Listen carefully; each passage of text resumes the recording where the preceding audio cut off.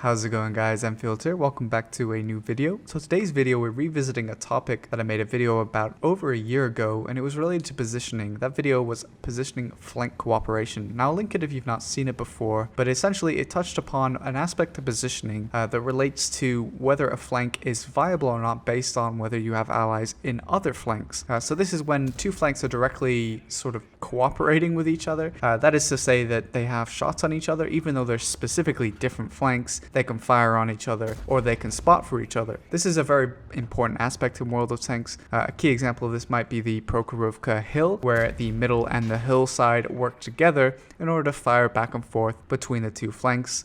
Despite them being completely separated, there are easy shots between the two. So this is an important concept, and I feel like I wanted to go back and sort of retouch upon it because people really liked that video, and I kind of forgot to make a new video with different maps. So that's what I'm going to do today. We're going to look at two more maps that this is an important feature to understand. And basically you can look at these two maps as an example, but then think, what are other maps that this is sort of something that applies, and hopefully it'll help you guys out in the long run when it comes to actually identifying these kind of positions on other maps as well. So let's get started. So I've picked Cliff as the first demonstration because Cliff has quite a few of these. Specifically, I'm going to talk about the main one, which is the cooperation between the donut along the 3 line and the middle along the 6 line.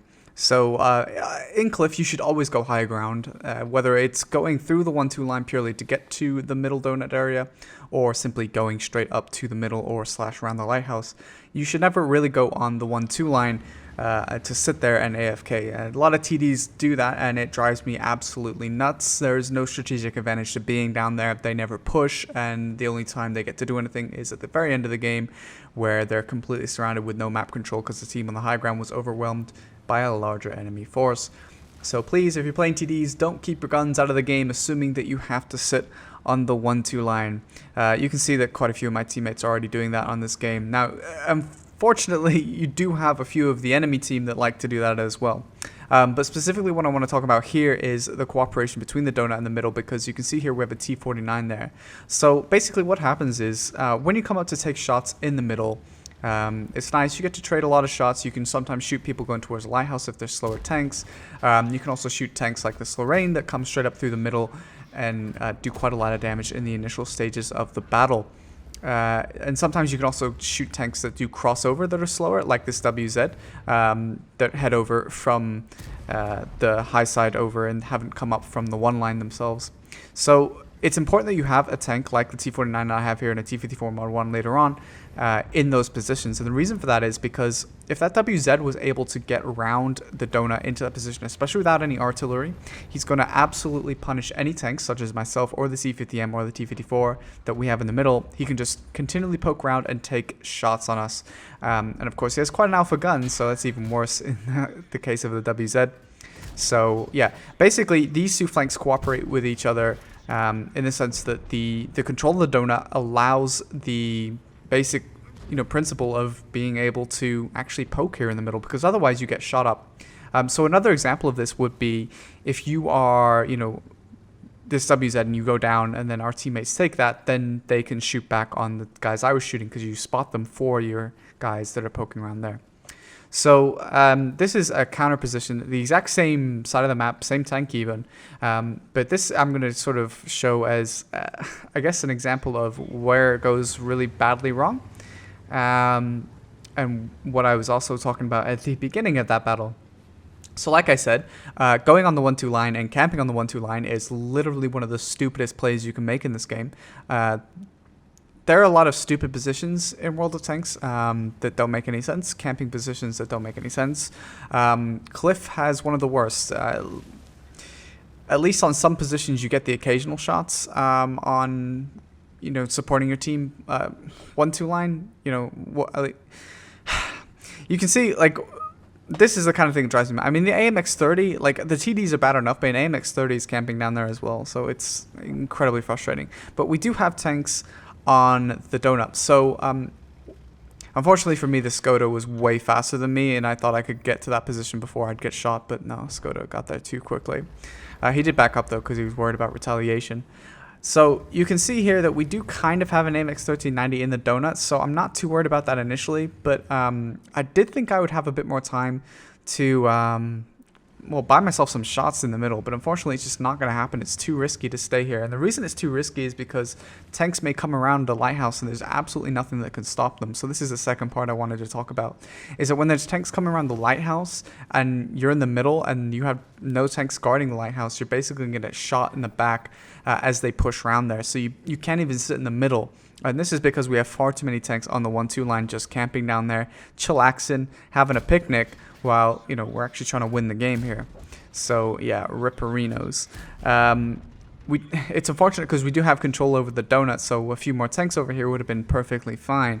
But unfortunately, I've decided that I'm just going to have to back off. You know, I don't have a ton of armor, so I can't really make trades around by hugging the lighthouse. I'm just going to have to try and bait people into long trades over a distance, that is. So that's why I've come down here, but I mean, look at my teammates on the 1-2 line. I mean, I'm sure you guys have seen this, and it's probably one of the most infuriating things to see in this game. And, you know, just they'll sit there and they think that that's a great idea. At least the AMX-30 eventually did relocate to the hill, a little bit late, but okay. Now, you can see some of our TDs are actually pushing the 1 line now, but pushing TDs, especially lightly armored TDs, into JP100s and other things, it's not going to end up well. They're just going to suicide. So yeah, unfortunately you can see that this is obviously not going to go well. Those guys are going to die, and game is basically over, unfortunately. So yeah, this is really disappointing. Another thing I want to point out in regards to flank cooperation on this is if you are to push around the lighthouse, let's say, you know, you can see where the Skoda is on my minimap, where the KV-4 sort of came around. They hugged the little low road, the little dip there, right by the cliff that leads to the ocean. Now, that is a really nice flanking position, and it does allow you to eliminate tanks quite easily. I like how our Oho is spam pinging me as if I'm done something wrong. Anyway, it does allow you to eliminate tanks that are hugging the lighthouse around the cliff, but it doesn't work if the enemy team has a tank or has control over the actual high ground position of the lighthouse, so they've climbed the hill up to the lighthouse themselves, not just on the bottom side of the hill. So you have to be careful there. If there are tanks up there, they will shoot you when you're in that little defilade. So moving on to Karelia, and sorry if the recording has started there. But yeah, moving on to Karelia, we have basically a situation here that is all too common on this map, and basically it's the cooperation and the sort of support that the hill gives to the, well, it's not really a zero line because it curves around, but you know what I mean, the little dip here that I'm heading towards. Now you can see I'm going down here despite the fact that we only have a bat shot in the actual hill, and this is a very risky play, but I wanted to try and support the bat shot initially, and I was hoping I would get some initial shots to support our bat, but he does go down quite quickly. Now, the reason I'm bringing this up is because it's very, very risky to make this kind of play when you do not have hill control. In fact, it's almost suicidal. And the reason for that is when you try to take these kind of positions, you're not safe from the hill, and they'll just continually poke shots into you. And if you're not paying attention for even a second, you can die. Yeah, you'll see what happens to this little bulldog here. T-49 comes out and is like, herd derp, I have an HE gun, and basically one hits the poor guy. So ripperinos. So yeah, poor little bulldog dead to T-49, and artillery is having its way. Now I'm gonna try and push this guy around here to try and get him to the next rock so I can make trades on these guys. But the whole time I'm worried about the hill. But the bat shot was lit on this side, so I actually think he's gonna be over there. But unfortunately, he climbs all the way around and gets over here to try and clip me. And because of the way the terrain works here, I actually lost gun depression there because I backed up a little bit, and it was on a hill, so an unfortunate miss there. So yeah, he got some shots into me, but my teammates are pushing, so it's actually not the end of the world. But this can end up in absolute disaster, so you have to be really careful. So if you want to take these kind of positions, you have to keep in mind where the hill is. Now, counter to that is, like I tried to do, is support my bat shot. If you do support your teammates that are pushing the hill by going into this low ground, it's very good because that means they have a higher chance to win the hill if you support them, assuming you get shots. And then obviously you as a team are able to push up. So once the hill is actually secured, it's quite easy to push this map. but you do need to have the hill under control. So fast tanks, it is important for you to take the hill, but you know, if you're in a mediumly speeded tank, Super Conqueror a little bit slow, but you know, other tanks do it quite well as well. Basically, you need a little bit of armor, I think, to play the low ground, whereas the hill you don't. You just need, you know, to be fast. So Super Conqueror does play this quite well. This 62A is like hugging onto me. But yeah, as you can see here, we were able to support the tanks that we had going on the hill.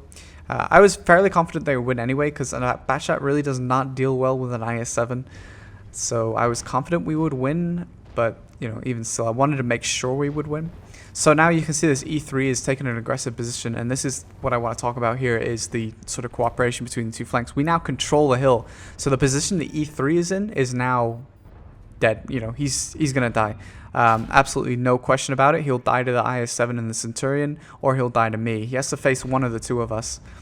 So while obviously the E3 is an extreme example because it doesn't have a turret, but you know, other tanks too are in similar positions. They may be able to turn their turrets and fire back at different positions, but they can't turn their holes quite as quickly. So yeah, it's a bit of a rip situation. As you can see, the E3 has been absolutely knocked down, and he's just now gone down to the Centurion. So yeah, basically I picked these two maps, Corellia and Cliff, just to sort of display two different examples of flank cooperation. There's lots of these little bits that appear in World of Tanks on the maps, so you need to have your teammates take these positions sometimes to make them viable. And a lot of people say, oh, never trust your teammates or never rely on teammates. You're absolutely right. You shouldn't rely on teammates to do anything. However, you'll often hear me say on stream that, you know, I don't need my teammates to necessarily do damage, but I do need them to put their tanks in the right position, because having your armor and your hit points in the right position, even if you're not doing damage, will give me so much of a benefit to being able to help win the battle. It's when teammates camp on positions like Cliff on the 1-2 line that it becomes a real big issue. But it is important that you notice when your teammates are in positions that allow you to take flanks, and when they're not in position, you know, never rely on teammates, yes, but you can't just like solo these flanks when you don't control some other flanks. So you do need teammates in specific positions to make other positions work. So it's just like a natural cooperation between the two. So yeah, I mean, there's other situations. So another example of this kind of thing would be like on Abbey, the 1-2 line and the Abbey itself. Those two are in direct cooperation. At least the 2 line is, not the 1 line, but the 2 line, the high ground. They have shots between each other, and it's very important that if you want to push on the 2 line, that you are very, very careful if you do not, or sorry, if you donut. I said donut too much. If you do not control the Abbey positions, because otherwise you get shot through the little gaps. But if conversely, if you do control the Abbey, it means you can be much more aggressive to push the 2 line, assuming obviously that the enemy team doesn't have tons of tanks. So I hope you guys enjoyed the video. I hope it was helpful to you. Give me your thoughts and feedback in the comment section below, and don't forget to check out the older video because it does have other examples on the Fjords map that is basically talking about the exact same thing here. Except the only difference is that's on training rooms. It's a different way of approaching it, but this time I decided I would give actual replays that I happen to have, and hope that that would be a little bit easier to display the circumstances from which I'm talking about. So thanks for watching, guys, and I'll catch you next time.